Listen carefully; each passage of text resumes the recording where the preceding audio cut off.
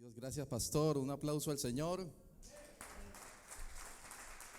Y bueno, gracias le damos al Señor por estos medios que se han vuelto internacionales y ha hecho de que las iglesias sean internacionales. Y esta casa es internacional, amén.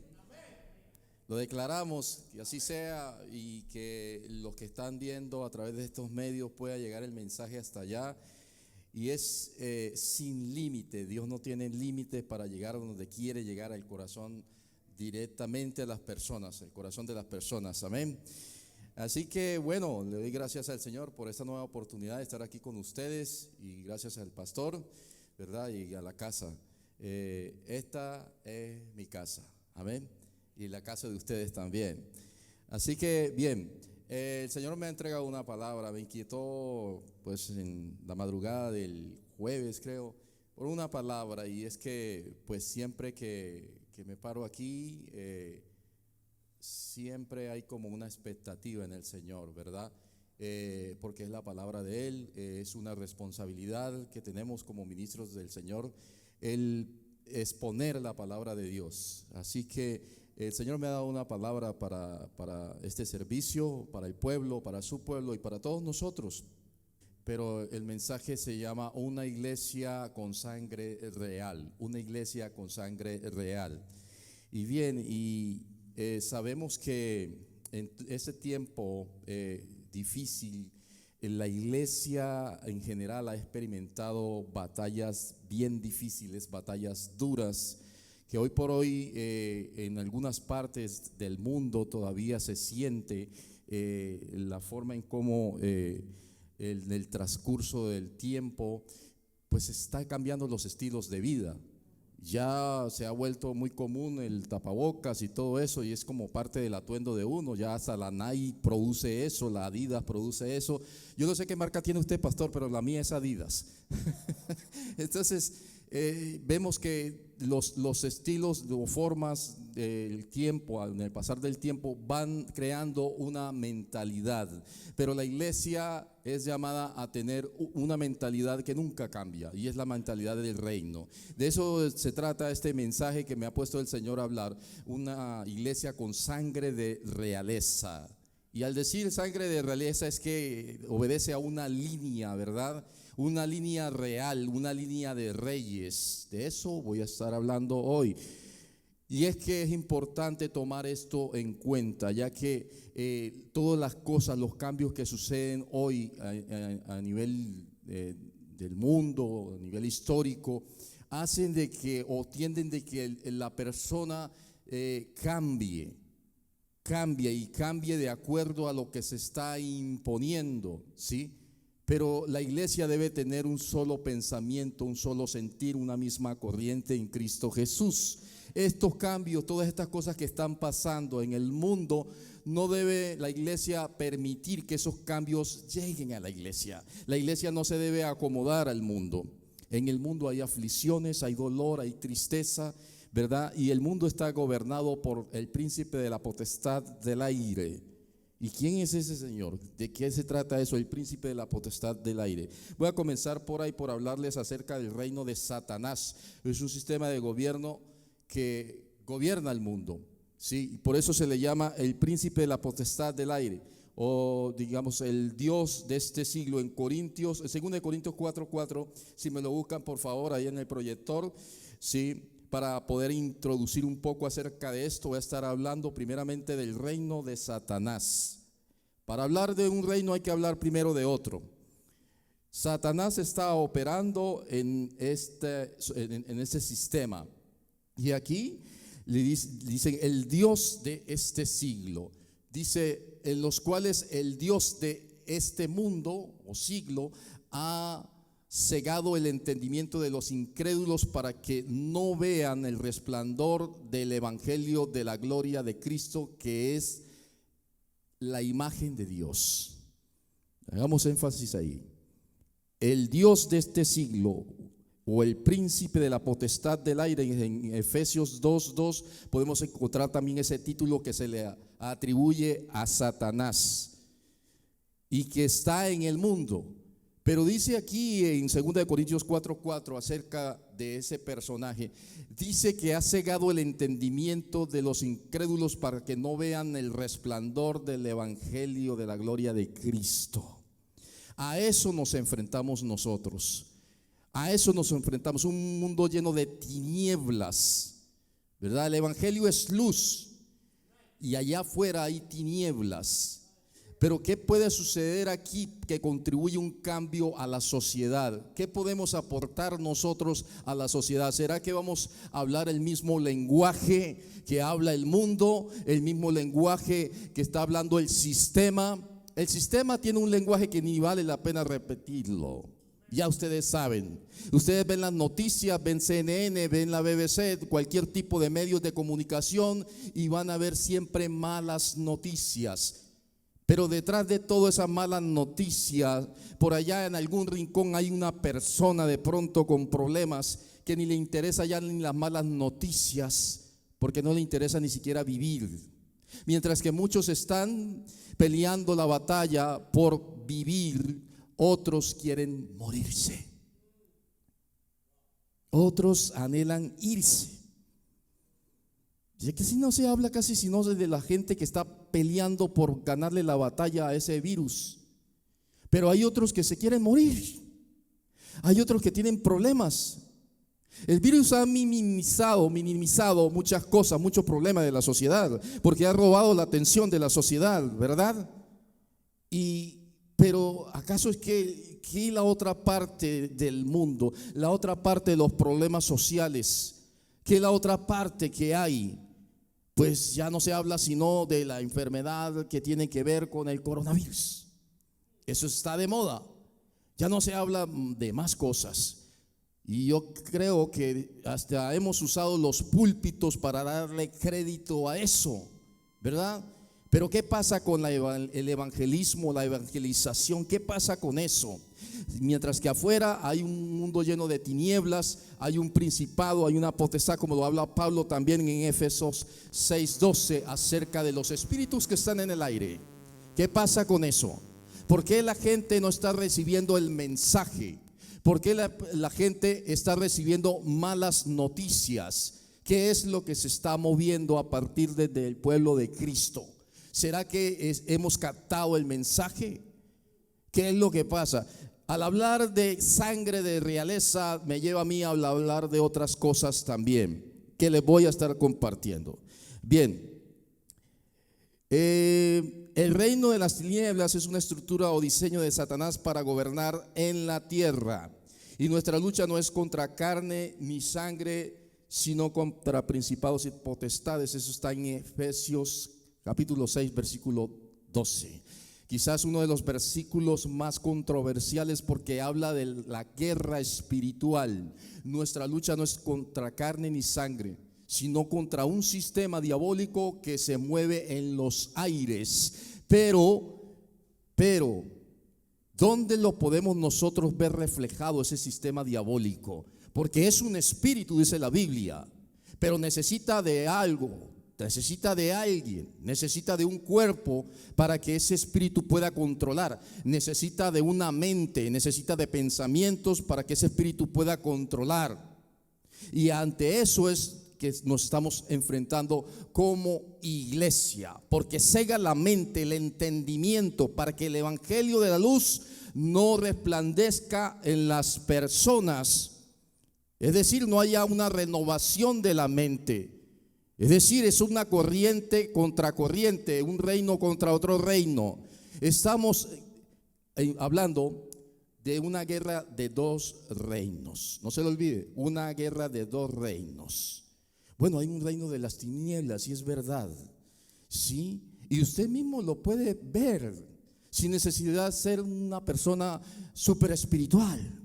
Cuando usted ve un drogadito en la calle, cuando usted ve una prostituta, cuando ve personas que no tienen a Dios, cuando ve usted un borracho, ahí está ese principado, ahí está esa potestad, ahí está ese príncipe que opera en el aire. Usted no lo va a encontrar en otra parte como las películas que nos muestran de Hollywood, con demonios grandes y todo eso. Usted lo va a encontrar en las personas. Es ahí donde está operando ese reino del mal y donde tiene la mente cegada, la mente cauterizada. Entonces, ¿qué hacemos? Les estoy hablando de cómo está operando todo esto, ¿verdad? Que opera en los sistemas de comunicación, en las noticias, que opera en cada cosa, en los hogares destruidos, violencia. ¿Acaso qué con eso? Si hay un sistema de noticias ahora que está cubriendo toda la noticia que está de moda. ¿Qué es lo que está de moda? Cuando viene un huracán, eso es lo que está de moda. Cuando viene cualquier cosa, eso es lo que está de moda. ¿Pero qué? ¿Acaso ese es el meollo del asunto? Sí, lo que está de moda. Somos como los periodistas, que la noticia que está de moda ahora es esto y entonces dejamos aquellos. Eso es una cortina de humo que inventa Satanás, ¿verdad? Pero ¿en qué debe estar enfocado realmente el mensaje del evangelio? En proclamar un reino de luz.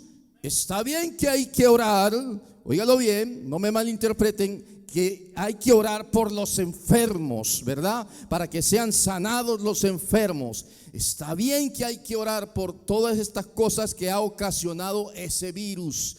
Pero aparte de eso, ¿qué pasa con la transformación de la sociedad? El virus de una u otra forma va a pasar, pero la sociedad, ¿qué pasa con la sociedad? ¿Acaso es que se va el virus y se acaban los problemas del mundo? Hello. Creo que estoy hablando demasiado fuerte o que el mensaje estaba muy pesado. Bueno, hay algunos hermanos que me han dicho, hermano, yo le tengo miedo a usted. No se asuste, téngale miedo al diablo y no al mensaje de la luz. Por muy confrontativo que sea el mensaje, es necesario que la iglesia se pegue una sacudida. Oiga, pero yo solamente veo al pastor. Denle un aplauso duro al Señor. Y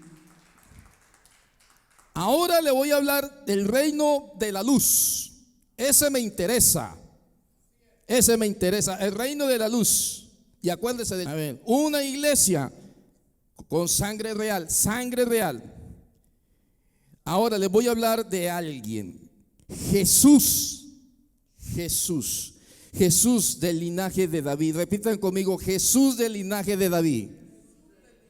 Jesús del linaje de David. Es que nos olvidamos que Jesús viene de un linaje, ¿verdad? Y un linaje de reino, de reyes, ¿verdad? Del linaje de David. Y vámonos a 2 de Timoteo capítulo 2 versículo 8. 2 de Timoteo capítulo 2 versículo 8, que nos habla acerca de ese linaje. Si me lo ponen ahí en el proyector.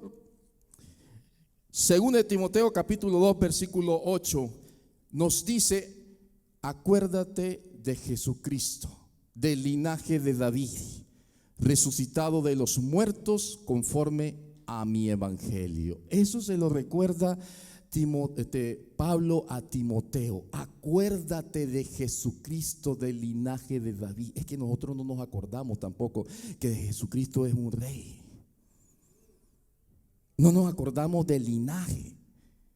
Hasta nos da pereza leer el linaje de Jesucristo, ¿verdad? Jesucristo, y comienza la genealogía de Jesucristo. ¿Acaso es que eso es perezoso leer eso? ¿Por qué está eso en la Biblia? ¿Por qué están todos esos nombres? Yo no conozco esos nombres. ¿Por qué? ¿Hacia dónde me lleva eso? Hacia los orígenes. Nosotros tenemos que ver nuestros orígenes también. La iglesia tiene que ir atrás a ver los orígenes también, para así entender la esencia de por qué somos iglesia del reino. ¿O es simplemente título? Tenemos que ir a la genealogía de dónde comenzó el asunto. Y aquí Pablo dice: acuérdate de Jesucristo, del linaje de David. Entonces vamos entonces a acordarnos, ¿verdad? Yo le invito a eso, yo le invito a usted que se acuerde de eso. Entonces vamos a hacer memoria a través de la palabra, a través de esto que dice. Y la iglesia de Jesucristo no tiene una sangre de esclavo.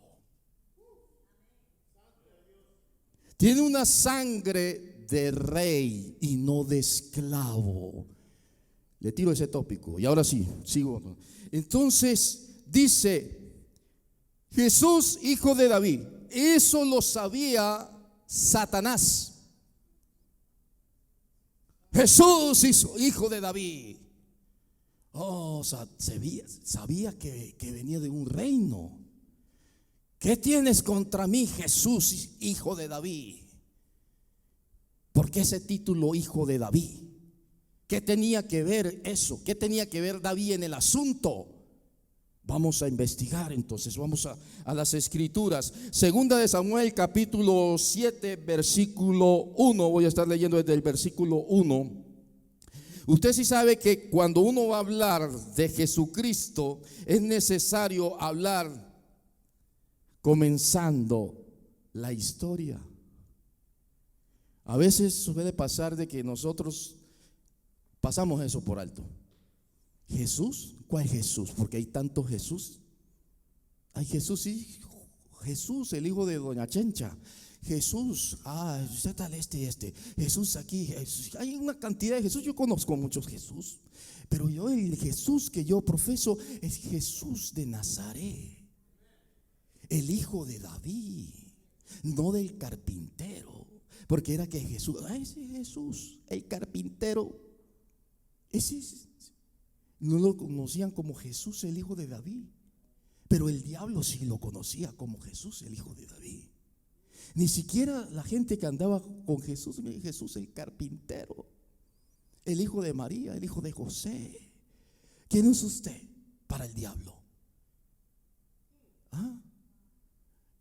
Entonces, mira que el mismo diablo detectaba. Ahí viene Pablo. Ese, ¿quién es? Yo lo conozco. Yo sé quién es. Yo sé su procedencia. Entonces, aquí este capítulo habla del pacto de Dios con David. Del pacto de Dios con David. Y es que bueno, David ya en sus últimas etapas, ya a punto ya de morir, ya estaba viejo David. Quería hacer algo, quería dejar un legado. David quería dejar un legado, quería ofrecerle algo al Señor, ¿verdad?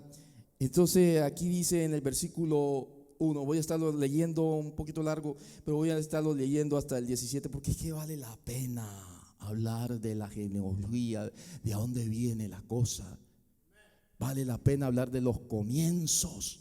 Hoy en día el cristiano no escudriña la escritura, no se interesa. Pero a ver, yo voy a ir más atrás a ver de dónde viene el asunto, porque yo tengo un problema que tiene que ver con orígenes. No se le olvide esa palabra, orígenes.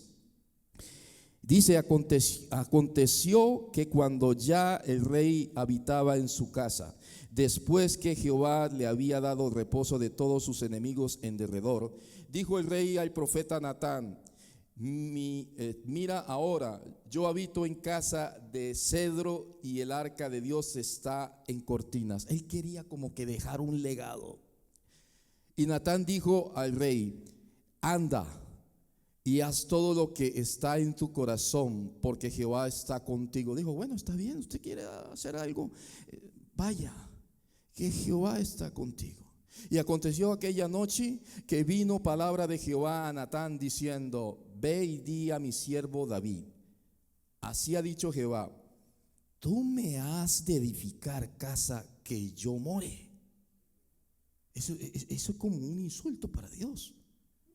Usted viene a hacerme casa a mí. Usted está creyendo que ¿quién soy yo? Yo soy Dios Todopoderoso. Hay una parte de la Biblia que dice que la tierra es el estrado de los pies de Dios y el cielo su trono. Es tremendo. Así será la grandeza del Señor. Pero aquí dice esta expresión: tú me has de edificar casa que yo more.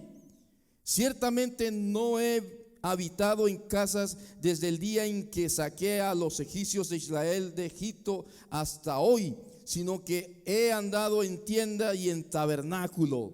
La presencia del Señor era tan poderosa que no podía reposar por mucho tiempo en un lugar. Llegaba por momentos y reposaba ahí. Era un peligro para los israelitas. Y dice: Y en todo cuanto he andado con todos los hijos de Israel, he hablado yo palabra alguna de las tribus de Israel, a quien haya mandado apacentar a mi pueblo de Israel, diciendo: ¿por qué no me habéis edificado casa de cedro? El Señor no demandaba que le edificaran casa. Ahora pues dirás así a mi siervo David: así ha dicho Jehová de los ejércitos: yo te tomé del redil de detrás de las ovejas para que fueses príncipe sobre mi pueblo, sobre Israel.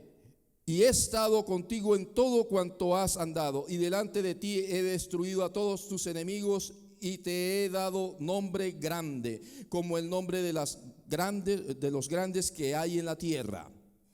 Además, yo fijaré lugar a mi pueblo Israel, y yo plantaré para que habite en su lugar y nunca más sea removido.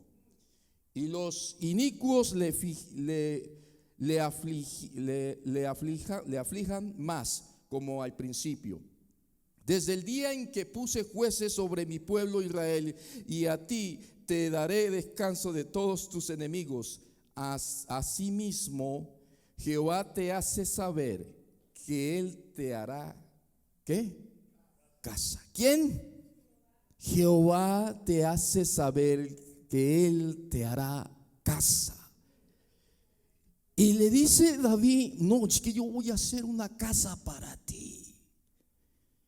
Y es que tenemos la mente tan reducida, creyendo embotellar a Dios en un rincón o en un lugar. Por eso el Señor dice: tú me vas a hacer casa a mí. No andaba yo direccionando al pueblo. No andaba yo todo este tiempo direccionando al pueblo. Y tú me vas a hacer casa a mí. Presten atención a esta palabra porque es profética. Dice: y yo haré casa. Oiga, Jehová te hace saber que Él te hará casa. Y cuando tus días sean cumplidos y duermas con tus padres, yo levantaré después de ti a uno de tu linaje, el cual procederá de tus entrañas, y afirmaré su reino. Ese no es precisamente el rey Salomón. Aquí está hablando de Jesucristo. Entonces, ¿cuál era la casa en la cual estaba refiriéndose Jehová? Sigamos leyendo. Y dice: Él edificará casa a mi nombre. Él, ¿quién? Jesucristo. ¿Y cuál es la casa? La iglesia. Aquí se está hablando de la iglesia y se está hablando de Él, ¿quién? Jesucristo. Él es el constructor, el edificador, el que construye el edificio, casa para nosotros. Y dice: Él edificará casa a mi nombre, y yo afirmaré para siempre el trono de su reino. Gloria a Dios. Yo le seré a él padre, y él me será a mí hijo. Y si él hiciere mal, yo le castigaré con vara de hombres y con azotes de hijos de hombres. Él sabía que nunca iba a pasar eso. Pero mi misericordia no se apartará de él, como la aparté de Saúl, al cual quité de delante de ti. Y será afirmada ¿tu qué? Tu casa y tu reino para siempre delante de tu rostro, y tu trono será estable eternamente. Amén y amén. Esto es lo que dicen los eruditos, el pacto davídico. Y la iglesia está bajo ese pacto. Somos del pacto davídico. Eso nos hace ser de un linaje escogido, de un linaje del reino.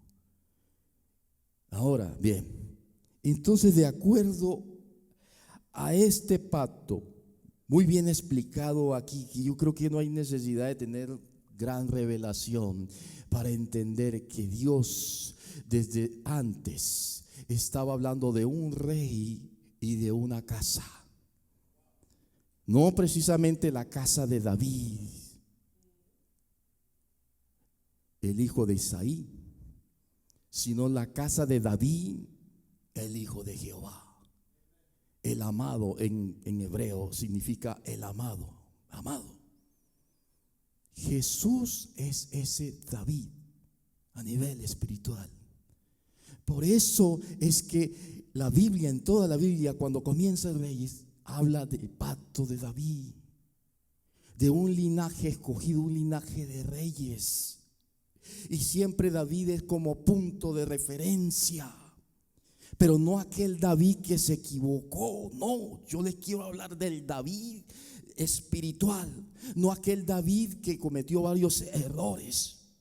Y le llamó el Señor un hombre conforme al corazón de Jehová. ¿Por qué? ¿Por qué si era un hombre lleno de equivocaciones? ¿Por qué ese nombre? ¿Por qué ese título, un hombre conforme al corazón de Jehová? ¿Acaso es que el Señor no vio lo que él hizo?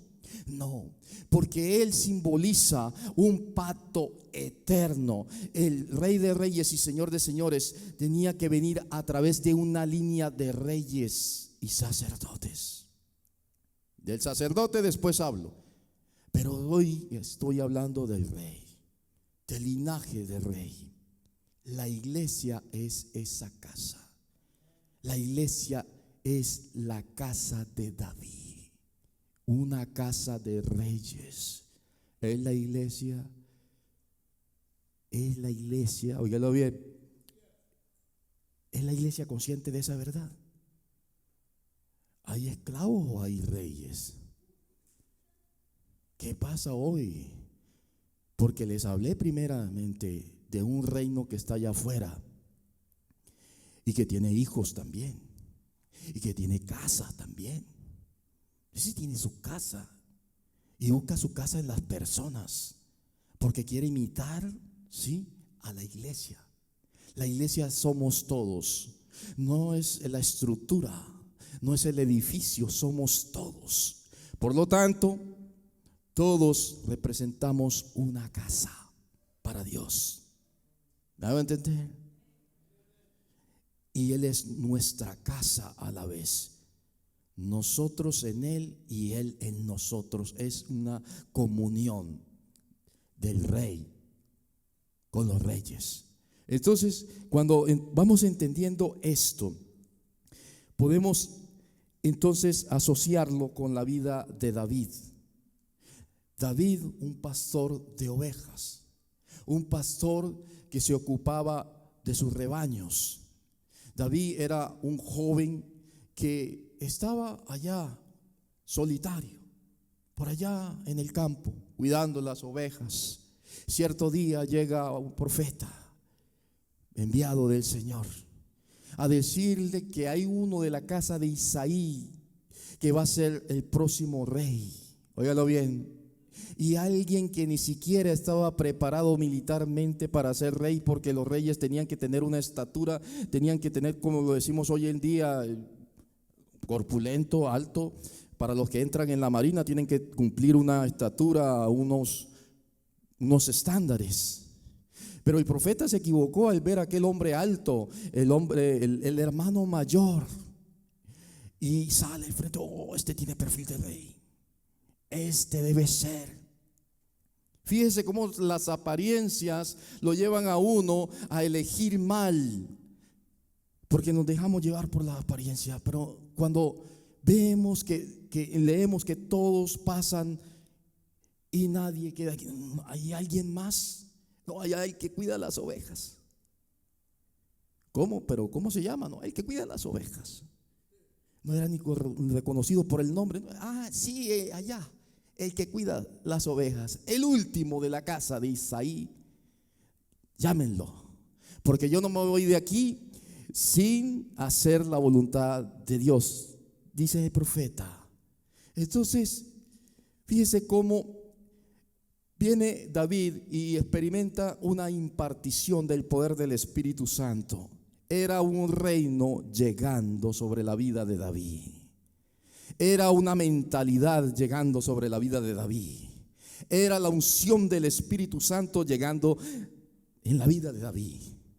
Era la corona del rey. ¿Saben una cosa? Que David, antes de ser coronado, ya tenía la corona. Es ahí, en ese momento, en ese episodio, donde vemos que es empoderado, donde vemos de que la corona espiritual es puesta en la cabeza de David. Vemos ahí es donde la impartición, el poder del Espíritu Santo llega a la vida de David. Y como que David, recibiendo de eso, se va allá otra vez a cuidar las ovejas. ¿Por qué? Gracias, pastor. ¿Por qué David, después de semejante impartición, se da la vuelta y vuelve otra vez? Y allá y se mete allá en el campo. No era el tiempo. No era todavía el momento. Fue el momento de la coronación a nivel espiritual. Pero David debía ser probado. Repita conmigo: probado. Un rey necesita ser probado. Pero ¿por qué si ya yo tengo la unción? ¿Por qué si ya yo tengo la corona? ¿Por qué si ya el profeta me dijo que yo era el rey? Necesitas ser probado.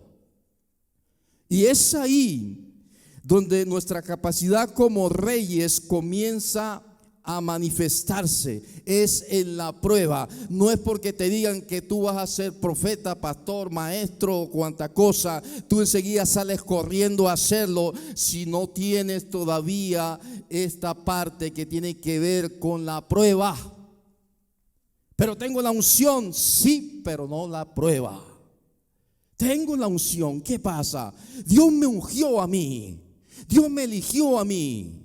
Bueno, los que fueron al frente de batallas fueron aquellos que no fueron ungidos, aquellos que llegaron y fueron a pelear con el gigante. Los hermanos que estaban prestando el servicio militar fueron allá. No, nosotros somos del ejército de Israel. Y el ungido, aquel que tenía la unción del reino, aquel fue allá al campo a cuidar ovejas. Y es que podemos tener el ADN del rey, pero nos falta algo: el proceso del rey. El ejemplo más claro lo podemos ver en Jesucristo. Él fue ungido. ¿Y a dónde fue? Al desierto, a ser probado, a probar esa unción en el desierto. La unción tiene que ser probada en el desierto. De lo contrario, seremos malos administradores, malos gobernantes. La unción tiene que ser probada. La iglesia tiene que ser probada. Es en el periodo de la prueba donde se sabe quiénes son los reyes. Es ahí. Y pero no podemos entender, pero ¿por qué la iglesia está así? Yo necesito ver milagros, sanidades, todo necesito ver. Nosotros somos de la iglesia de Cristo, nosotros tenemos el poder. ¿Y por qué el poder no se manifiesta? Es un motivo de conflicto. ¿Por qué? Es que estamos siendo probados. Y que a pesar de que tengamos ese ADN de Jesucristo, estamos siendo probados. Este muchacho lo sabía muy bien. Yo soy rey. No necesito promocionarme todavía. Yo soy rey. Él lo sabía en su corazón. Ni siquiera la familia lo sabía. La familia todavía lo seguía viendo igual. Después de ser ungido, vaya para allá a cuidar ovejas. La familia es la primera en que usted y yo podamos experimentar la prueba. A veces pasa eso. Es la propia familia la que no reconoce la unción que hay en el hombre de Dios, en la mujer de Dios. ¿Pero por qué eso? Parte de la prueba. Usted puede revisar las escrituras y podemos ver hombres ungidos que experimentaron conflictos con su propia familia, con por su propia casa. Jesucristo. Y su propia casa lo condenó. ¿Pero por qué? ¿Por qué eso me parece tan injusto? Por proceso. Porque es necesario. Porque si queremos ser reyes y sacerdotes, no es simplemente porque lo diga aquí la escritura, por pacto. Es que la escritura dice, sí, la escritura dice, lo dice y es verdad. Pero necesitamos ahora ir al desierto. David vio la oportunidad en el gigante. Esa fue la oportunidad, Alice. El muchacho dijo, esta es mi oportunidad. Esta es la oportunidad que tengo. ¿Qué van a darle al hombre que venza al gigante? Porque yo sé que tengo algo. Yo he matado leones, he matado osos, y yo puedo matar a ese gigante. Yo lo olfateo y lo que está diciendo me ofende, porque ofende más a Jehová. ¿Quién es ese incircunciso? Lo que tengo yo es más grande que lo que él tiene. Lo que tengo yo es más poderoso que lo que él tiene. A veces pensamos que las cosas, los problemas que hay en la vida son más grandes que lo que tenemos nosotros, del ADN que tenemos nosotros, de lo que tenemos por dentro. Si tú te consideras hijo del rey, si tú te consideras un ungido, no tienes por qué tenerle miedo al sistema ni a los gigantes que hay allá afuera, porque el Señor te ha dado un ADN poderoso. Tienes que tener identidad y reconocer lo que el Señor te ha dado. El primero que debes reconocer eso eres tú. Así sea que los demás no lo reconozcan, tú eres el primero en darte cuenta de lo que tienes, lo que tienes. No como la viuda aquella que tenía un aceite, una vasija de aceite tenía en casa, y ella no era capaz de reconocer lo que tenía. El marido le había dejado una porción de la unción para solucionar el problema. Ella buscó al profeta para solucionar el problema, pero el profeta le dio instrucciones y ella siguió esas instrucciones. El Señor te viene a dar instrucciones porque tú tienes algo poderoso de parte del Señor, una vasija de aceite que quizás tú no te has dado cuenta. David sí tenía conciencia de lo que había recibido a través de la mano del profeta, y por eso él llegó con carácter ante el rey. Tu siervo, él ha matado leones y osos, y yo vengo de parte de Jehová de los ejércitos a enfrentar a ese gigante que está atemorizando al mundo, a enfrentar a ese gigante que está llevando al mundo a la oscuridad, al miedo, a la muerte. Yo tengo algo más poderoso que el sistema.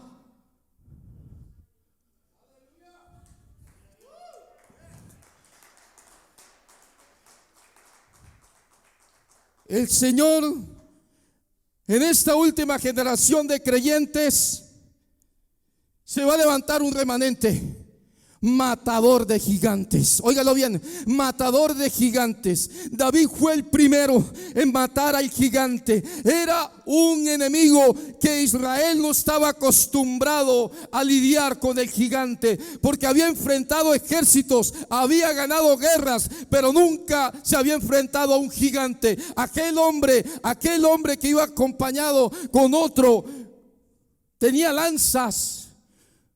Era un paladín bien armado. Y el ejército de Israel, no conozco, no he visto tal hombre. Pero David no hizo caso omiso de eso. David confiaba en el Señor. Su confianza estaba puesta en Dios y no en la estatura del gigante. David era más grande que ese gigante. Cuando el gigante se vino al piso, se vino al suelo, comenzó una nueva era de guerreros. El Señor quiere que nosotros seamos parte de esta nueva generación mata gigantes. Los científicos, la medicina no conocía ese coronavirus, un gigante. Y van a haber muchos gigantes más. Pero si nosotros no podemos vencer el primero, no podemos vencer los otros, los postreros. Se necesita una generación mata gigantes. El gigante puede ser un problema que tú no has resuelto. El gigante puede ser cualquier tipo de cosas que lleva años y años ahí atormentándote. ¿Cuál es tu gigante? Si no matamos al gigante, no podemos salir allá afuera a evangelizar, a conquistar. Si no sabemos qué es lo que portamos, no podemos hacerlo. David, cuando se vino el gigante al piso, comenzó esa nueva era y comenzó la guerra y a ganar victorias. Y pasó algo muy especial. Otra prueba. Ya no era la prueba con la familia, ya era la prueba de su ministerio. Ya era la prueba de su ministerio. Ya David estaba matando gente y mate gente y mate gente y mate gente. Y David estaba ganándose el favor del pueblo, pero ganándose a la vez el odio del rey. Mató a 10,000. Le llevaba ventaja al rey y tuvo que salir de ahí. Cuando los demás te ven avanzando, vas a generar envidia. Vas a generar que te tiren la lanza. Y comienzan a tirarse lanzas en contra de ti. Y comienzas entonces, ¿pero por qué? Si yo le estoy haciendo bien. ¿Pero por qué? Si yo estoy haciendo bien las cosas, yo estoy predicando. ¿Pero por qué? Si yo no le hago mal a nadie. ¿Y por qué? ¿Por qué si yo estoy enseñando? ¿Por qué si yo quiero hacer que las demás personas entiendan la Biblia? Y viene la lanza. ¿Pero por qué? Y viene la lanza. ¿Pero por qué? Por un propósito. Esa no era la gente de David. Esa era la gente de Saúl. Y David tuvo que huir de ahí y experimentar otro proceso. El aislamiento. Y cuando es ese otro proceso, duele bastante.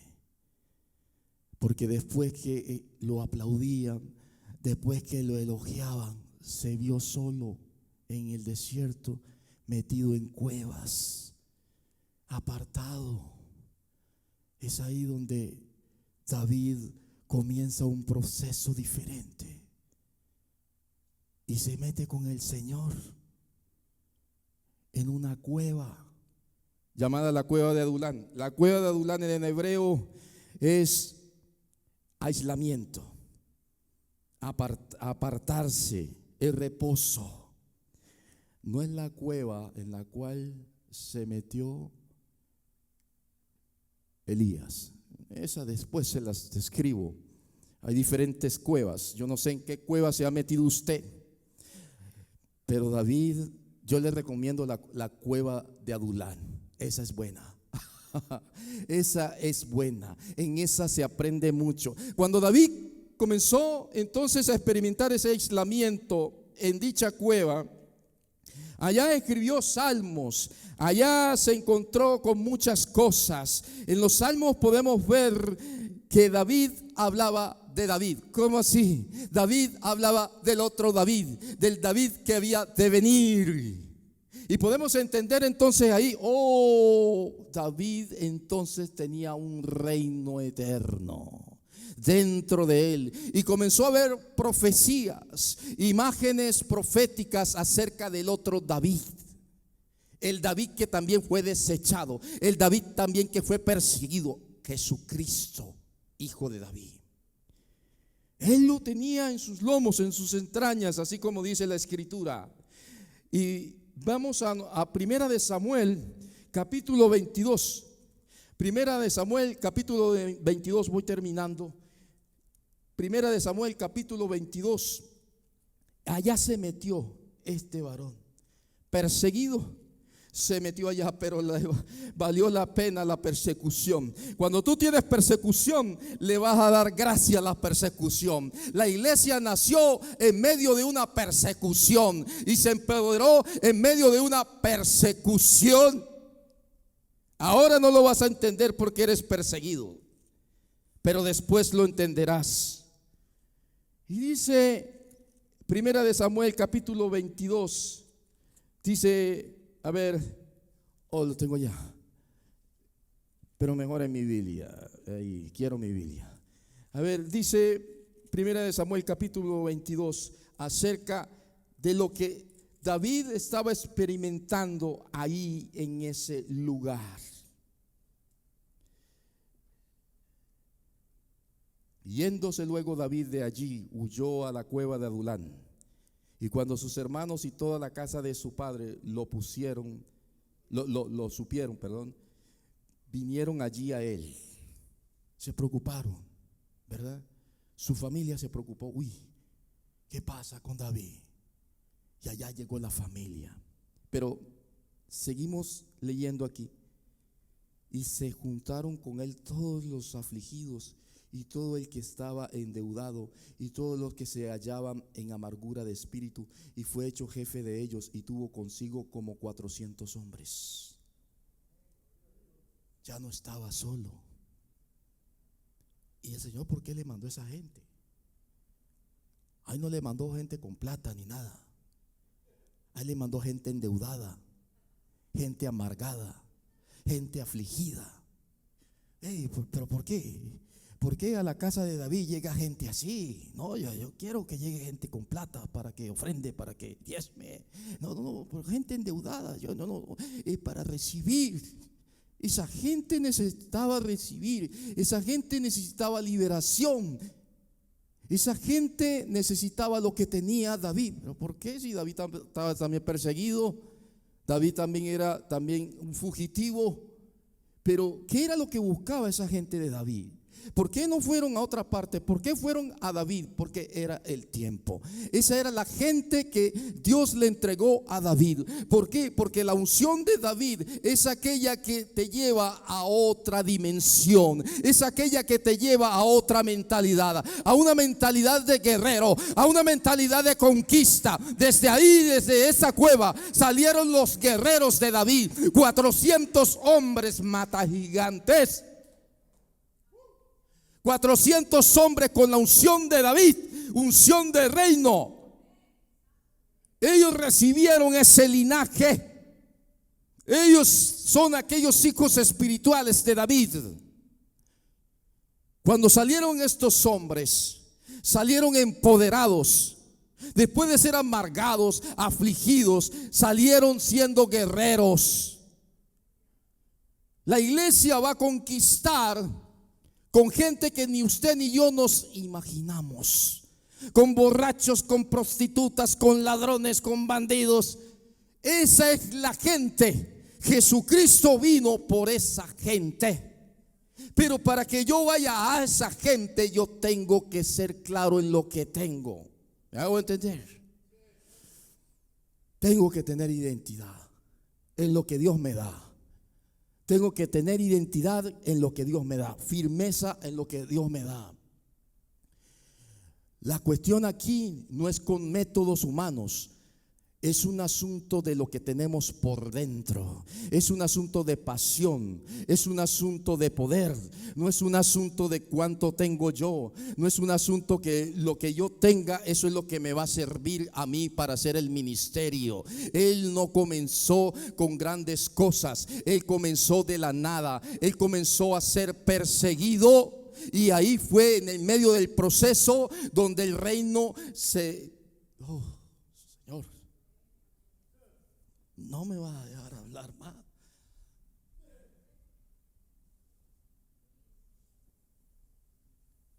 El Espíritu Santo está aquí, pastor. Así, fuerte, fuerte. Yo no sé el problema que tengan algunos de ustedes, pero necesitamos y necesitas la unción de David. Nuestro ADN quizás es un ADN de esclavitud. ¿De quién eres hijo? ¿De la esclava o de la libre? La iglesia necesita ser liberada de conceptos inclusive religiosos. No podemos desarrollar este pacto davídico si hay una mentalidad que no está de acorde al propósito de Dios. Necesitamos estar conectados con el propósito de Dios. La unción es para un propósito. Hay gente ungida que no está de acorde con el propósito de Dios. La iglesia tiene que avanzar. Dios permitió esto del coronavirus y todo esto para ver hasta qué punto la iglesia no es que pueda resistir, sino de creer en lo que Dios ha determinado hacer. Esto no es cuestión de que la iglesia está perdiendo la guerra. No. Muchos pastores llegan y contradicen una cosa y otra. No. Hay que evangelizar, sí, hay que evangelizar. Y hacer de esta casa y de todas las congregaciones la cueva de Adulán. Para llevar eso a otro nivel, a un nivel de conquista. Dile un aplauso al Señor. Eso nos reta a todos. No es cuestión de que te sientas retado por tener que hablarle a otra persona de Jesucristo. Primeramente tienes que hablarte a ti mismo.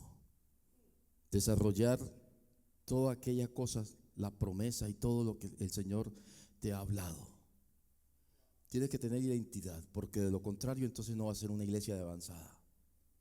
Podemos estar hablando de que hay que predicar, hay que evangelizar a la gente, hay que traer a la gente a la iglesia, pero si tú no tienes la actitud correcta, no vas a hacer nada.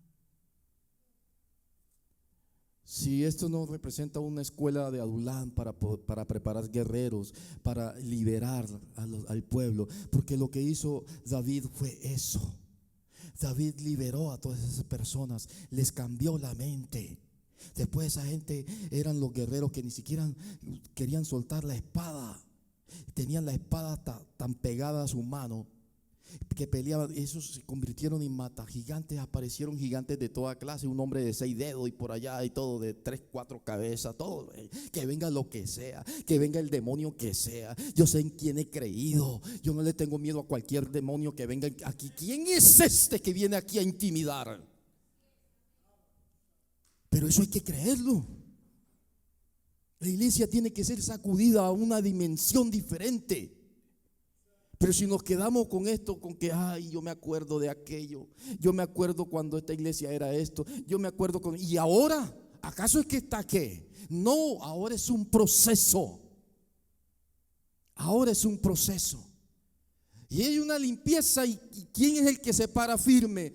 O sale herido o se mantiene firme. Porque a David le tiraron tantas lanzas que él no quedó con nada en su corazón. Y mire lo que dice para terminar. Dice que los 400 hombres se le llenó la cueva. Y en el versículo 3 dice: y se fue David de allí a Mizpa de Moab, y dijo al rey de Moab: yo te ruego que mi padre y mi madre estén con vosotros. Acuérdense que ellos fueron allá a la cueva, la familia. Y no, la familia no debe estar aquí. Y él fue al rey de Moab. Mire lo que dice.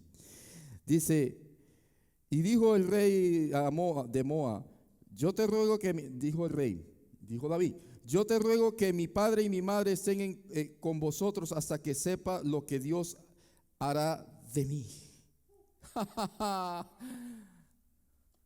A veces no podemos involucrar a la familia en el asunto. Hasta que Dios haga conmigo lo que tiene que hacer, a veces los seres queridos tienen que estar apartados. Y que nos duela, que no lo entendamos, pero tienen que estar apartados por propósito de Dios. Hasta que Dios haga en mí lo que Él quiere. Entonces no entendemos esto. Queremos estar juntos y es bonito, pero hay un momento en que no, yo necesito ser procesado solo, yo necesito ser tratado solo. Y comienza el Señor a tratarnos solo. No, a mi familia no la metas en esto. Esto es algo mío. No se mete en la familia. Este hombre comenzó a entender, era entendido. Y yo voy a ser tratado aquí con otro grupo con los que me mandó el Señor. Y de ahí comienza el trato de David. Y vienen batallas tremendas batallas. Como usted ha leído la historia de David. Pero el punto aquí es que todo esto sirvió para desarrollar el ADN que él tenía. Hay muchos reyes aquí que no saben que son reyes porque son niños. El rey, cuando no es niño, no sabe que es rey. Tienen que capacitarlo, tienen que entrenarlo, tienen que decirles que usted es un rey, tiene que comportarse como rey. Ahí está mi reina ya, vea, tiene la corona. Tiene que comportarse como rey y tiene que ser educado como rey. A David lo educó el Señor como rey. ¿Y cómo? ¿Peleando con osos y leones? Sí, porque es que el reino de Dios es diferente al reino del mundo. No es que usted ahora, no, yo soy el rey y yo voy a estar por encima de los demás y es un hombre, una mujer educado, educada. Y no es esa clase de gobierno. Un rey tiene que tener el principio de humildad, y eso cuesta, ser procesados. El Señor fue llevado al desierto y ahí podemos entender ese principio. Póngase de pie. El Señor está trayendo mucha revelación, porque saben que Él viene pronto. Viene pronto el Rey. Y por eso envió al Espíritu Santo primero, antes que Él viniera, para que el Espíritu Santo preparara gente con mentalidad del reino. Yo tengo que esperar en Jesucristo sabiendo quién soy, teniendo la identidad que Él me ha dado. Para eso tenemos que ser probados.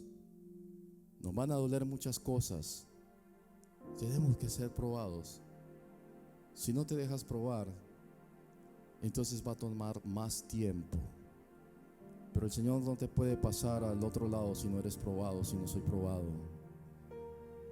A los que están escuchando este mensaje a través de las redes sociales, yo sé que hay gente muy probada, y en especial con sus familias, con su pueblo, con gente que aprecias, quieres, amas, pero lo que tú tienes necesita ser probado por aparte. La unción se prueba en el desierto. Es ahí donde pasamos el examen. Te van a pasar muchas cosas en medio de esa prueba, pero el Señor dice: cuida tu corazón, porque yo permito que esa prueba se realice, porque te quiero, te amo.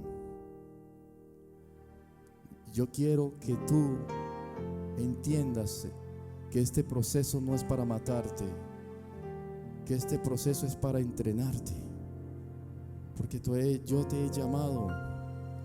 No mires lo que eres ahora. Ahora quizás el mundo te pueda ver diferente, como una persona insignificante, una persona que nadie cree en ti, pero hay alguien que cree en ti. Dios cree en ti. Dios cree en ti. Y hay una unción de reino. Eres hijo del Rey. Eres un linaje escogido. Tienes que entender que antes que vinieras a este mundo, ya había un propósito para ti. Nada sucede por casualidad. Yo te he traído a este lugar con un propósito. Yo te quiero entrenar. Yo te quiero preparar. Dios está hablando a muchos que han perdido inclusive la esperanza, que no saben qué hacer, que están en tinieblas, que les han hablado tanto de Jesucristo, pero no entienden. Hoy te dice el Señor: Entiende mi corazón. Quiero que entiendas por qué permito las cosas, por qué permití la pérdida, por qué permití el dolor. Yo le permití a David que experimentara dolor, que experimentara rechazo, porque era un modelo, una tipología de mi hijo, el que iba a devenir. Yo le permití a mi hijo que le dieran latigazos, que lo despreciaran, que lo rechazaran, que no creyeran en él. Yo le permití todo eso con un propósito, porque donde hay reino hay prueba, y vas a ser probado o probada, pero yo voy a estar contigo. Así como estuve con David, así estoy contigo, porque estuve con él todo el tiempo. Yo he estado en tu dolor, en tu fracaso. No me has sentido, no has sentido mi presencia, pero yo he estado ahí. Has estado sola, has estado apartada aún de tus familiares, pero yo estoy ahí contigo. Así como estuve con David, estoy contigo, porque tú eres de ese mismo linaje. Yo estoy con mi iglesia.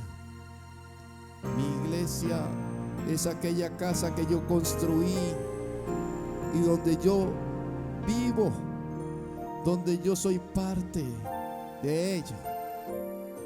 Es ahí donde te quiero entrenar y hablar de mis cosas.